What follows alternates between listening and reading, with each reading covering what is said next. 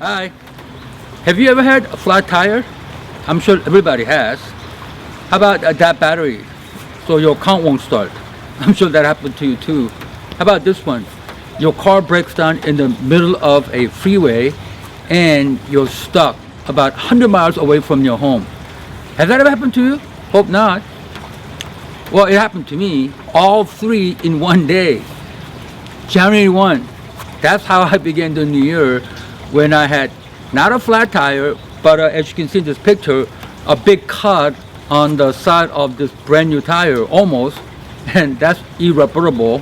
And the dead battery later on, my Elantra, the car wouldn't start. So I called AAA, and the man who came out to help us, after checking the battery, said this battery is okay. After hearing about our trip to Virginia, because we're going to celebrate New Year's with my mother and her family. Now, we couldn't take our Civic because on a spare tire, there's no way we can make this trip, and there was no time to find a replacement. So we took Elantra, and on the way to Virginia, it broke down in the middle of the freeway, and we got stuck. So in response to what happened, I had to call my mom to tell her that we couldn't make it. She was so disappointed. The second call was, I need somebody to pick us up. And there was only one person to call, John Lee. He's my neighbor.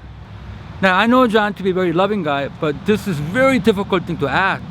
But I called him, and after hearing about what happened to us, he got in the car and he made this trip in a record time. He drove over 120 miles to pick us up. And he was happy to see us. And believe you me and my family were very happy to see him.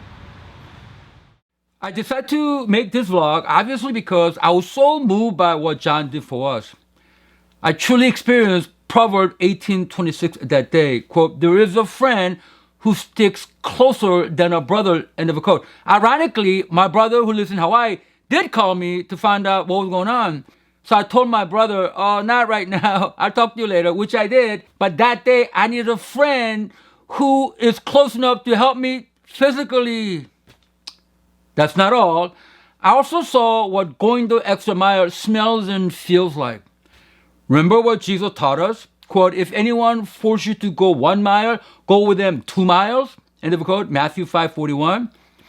I experienced that too, especially when John insisted that we go down to Virginia so I could see my mother. That's another 20-mile trip.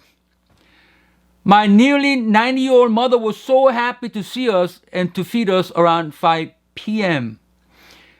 Not only that, John insisted on changing the tire for us, buying a new one and mounting it because we wouldn't have time to do it. You see, the next day, my family and I were to leave for California to attend Pastor Eddie's memorial service, and we wouldn't come back until late Saturday. Above all, I was on the recipient end of this truth.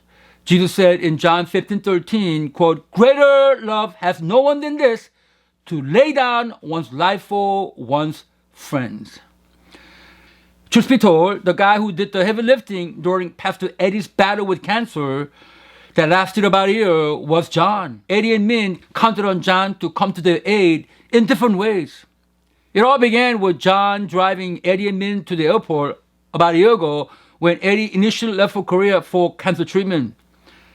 This photo was taken at 4:40 a.m. on January 23rd of last year. I would like to believe that in heaven, people like John will receive lots of reward from God.